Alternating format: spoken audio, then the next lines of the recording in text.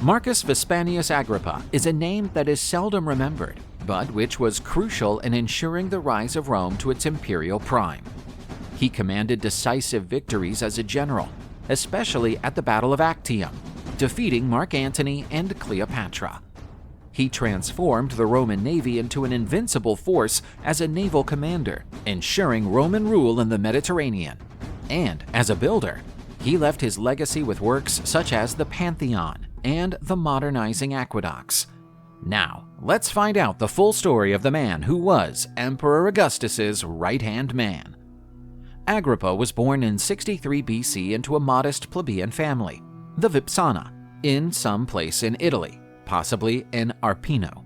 Not much is known about his early life, but it is certain that Agrippa had a military and political education befitting a young Roman aspiring to public life, especially given the tumultuous political context of his youth.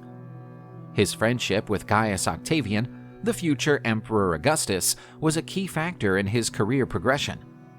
Agrippa and Octavian were brought up close to each other, possibly because their families had some sort of social ties, although they were from different classes. In his work Parallel Lives, Plutarch mentioned that Agrippa and Octavian studied together under the guidance of the philosopher Apollonius of Rhodes. This Greek expert, well known for his wisdom and ability to inspire promising young men, had an enormous influence on their intellectual and philosophical background. Agrippa, under Apollonius's guidance, not only studied the military arts, but also developed a profound understanding of political issues, something that would prove crucial in his later life as Octavian's advisor. His friendship with Octavian was instrumental to Agrippa's future. He was the great-nephew and heir of Julius Caesar, which conferred on him a position of prestige. Although Agrippa came from a less prominent family, he succeeded in standing out as Octavian's close confidant and advisor due to his loyalty and abilities. In his book, The Lives of the 12 Caesars, Suetonius noted that Agrippa was seen as one of the few in whom Octavian trusted from the earliest days of his youth. After his first years of training, Marcus Vespasianus Agrippa embarked on the path that would shape him into one of Rome's greatest generals and strategists. His political and military growth was closely tied to his loyal and alliance with Gaius Octavianus, the soon-to-be Emperor Augustus.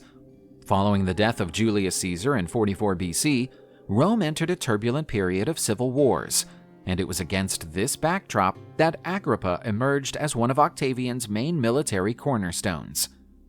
Julius Caesar's death signaled a turning point for Rome and for Octavian.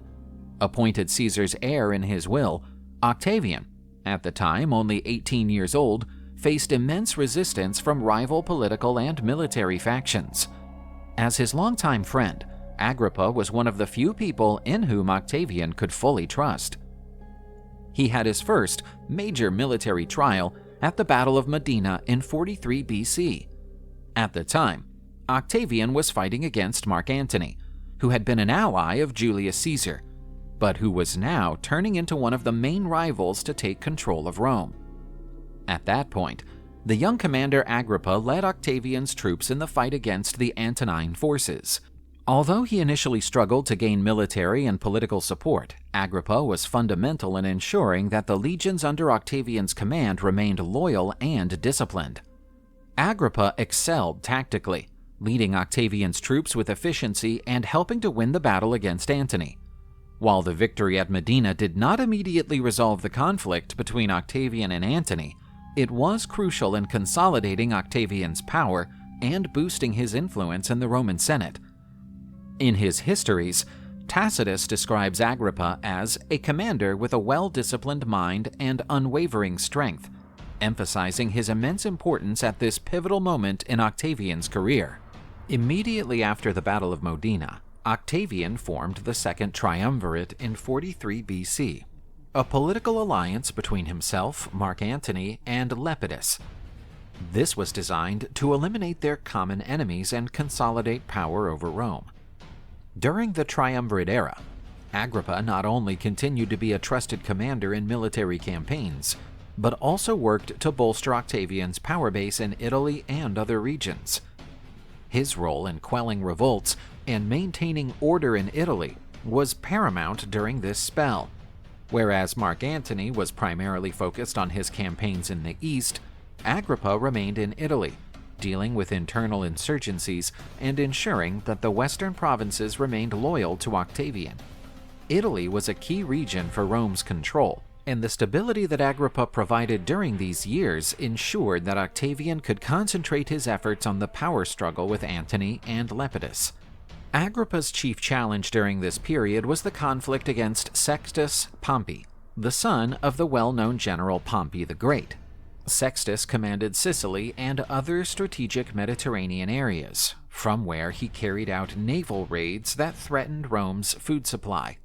His fleet posed a significant threat since it dominated the western Mediterranean and prevented the grain from flowing to Rome, which was crucial for the population's survival and stability. Agrippa was commissioned to face this threat and quickly began to reorganize and strengthen Octavian's naval fleet. He brought out tactical innovations that would ultimately secure the success of the Roman forces. Agrippa displayed his skills as a strategist by developing new naval tactics, including using the corvus, a boarding device that allowed his soldiers to storm enemy ships more easily. This innovation allowed Agrippa to offset the numerical superiority of Sextus Pompey's fleet. As a naval leader, his skills proved vital during the prolonged conflict with Sextus Pompey. He led a string of naval campaigns along the Italian and Sicilian coasts, culminating in the 36 BC Battle of Naulochus, where Agrippa achieved a decisive victory over Pompey. This triumph not only guaranteed Octavian's control over the Mediterranean, but also wiped out one of his greatest rivals on the road to total domination of Rome. In his Roman history, Dio Cassius states that Agrippa, with his naval victory, sealed the fate of Rome and his master Octavian by dominating the seas as no one had done before.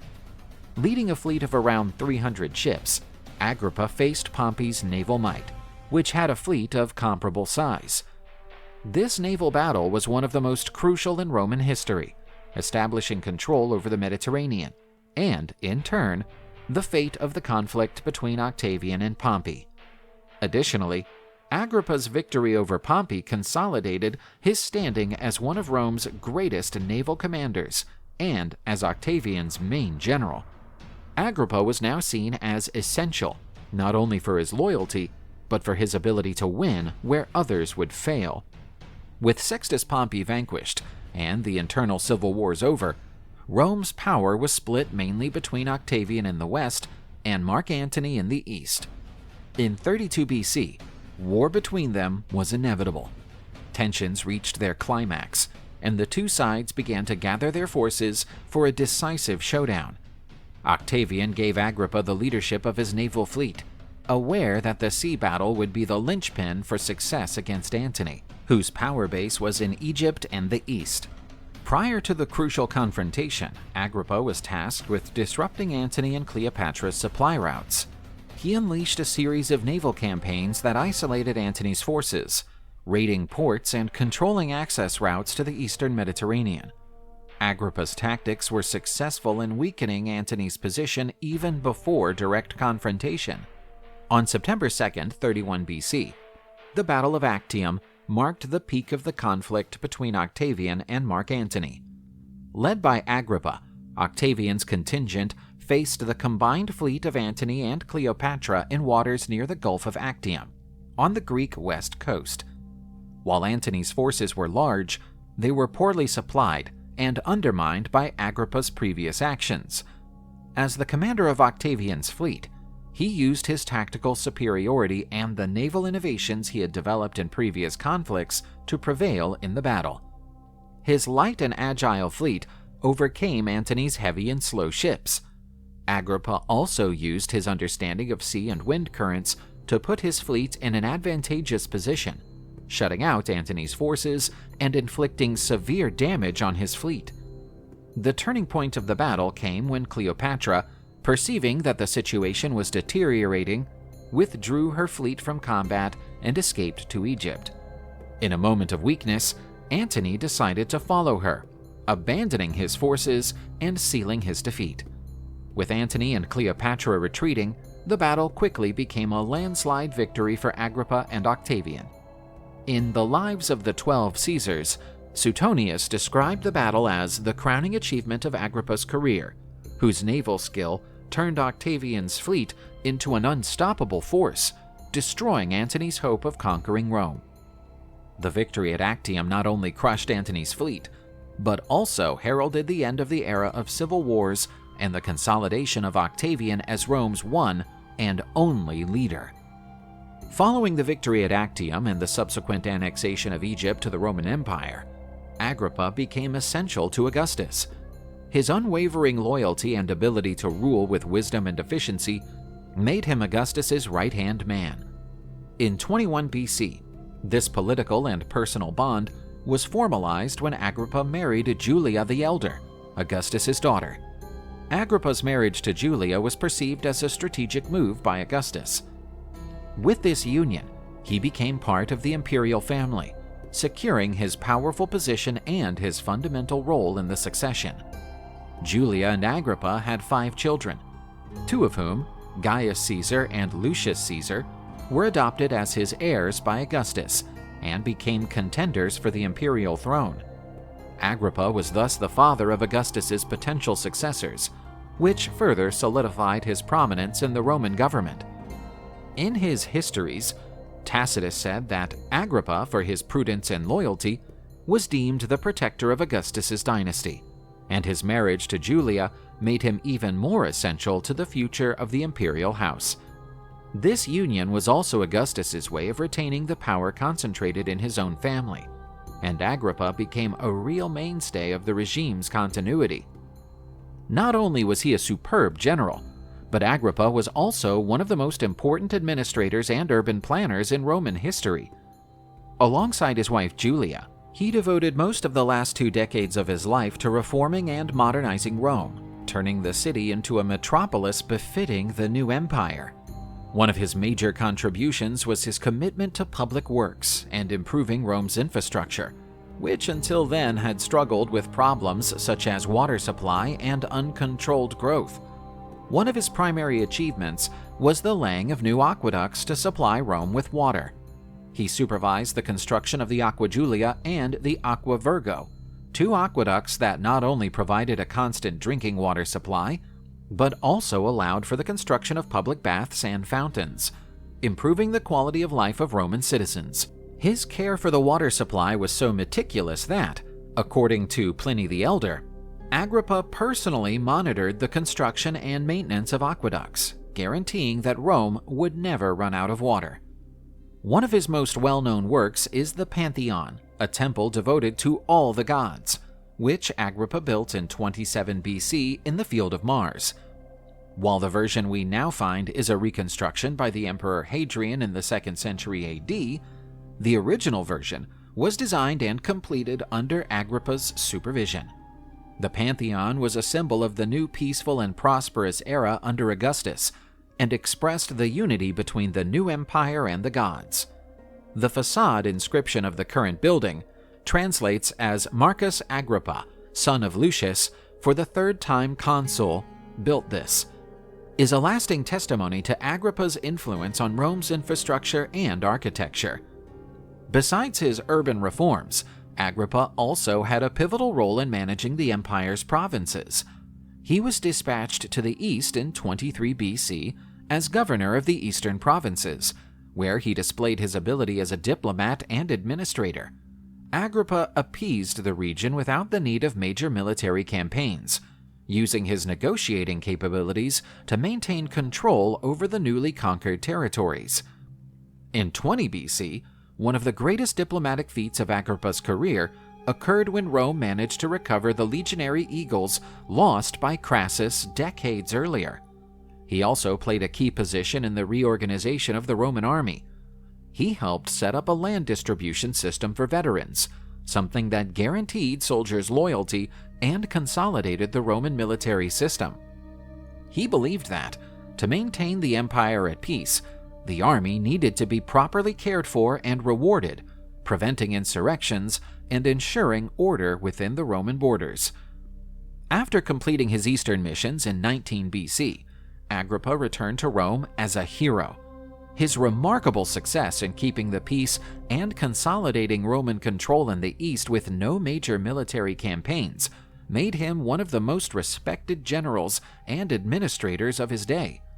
But his power never posed a threat to Augustus. Agrippa always upheld a loyal and discreet stance, rejecting any desire for individual power, preferring to serve as an advisor and enforcer of the emperor's plans. Agrippa was appointed censor in 18 BC, one of Rome's most prestigious and important positions.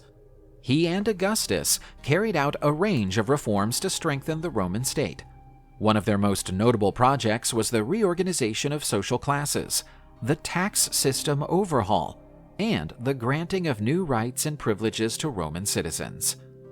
Agrippa was assigned to the west of the empire between 16 BC and 13 BC, where he commanded the Gaul and Hispania provinces, strategic regions that often experienced upheavals by local tribes. He succeeded in placating the region and ensuring that Hispania became one of Rome's most loyal provinces. In the later stages of his life, he also had a vital role to play in Rome's dynastic politics. As the husband of Julia the Elder, Augustus's daughter, he was deeply integrated into the imperial family. In The Lives of the 12 Caesars, Suetonius noted that Augustus had so much trust in Agrippa that he even contemplated leaving him as the empire's main heir. In 12 BC, after several decades of faithful and effective service to Rome, Marcus Vipsanius Agrippa died aged 51. His passing was a significant loss for Augustus and the empire. Augustus was profoundly devastated by the loss of his most loyal friend and efficient general, even going as far as to say, according to Dio Cassius, that he would not have managed to rule without Agrippa. His loss was a void that no other general or administrator could ever fill with the same expertise and confidence. Agrippa was buried with every honor of the state, and his body was interred in the mausoleum of Augustus. He was one of the few to be given such a distinction, reflecting his importance in Roman history. In his descriptions of Rome's public works, Pliny the Elder wrote that Agrippa built more for the good of Rome than any other individual, and did it out of a spirit of service rather than personal glory. If you enjoyed learning more about the story of this Roman general, please like this video and subscribe to our channel. See you in the next one!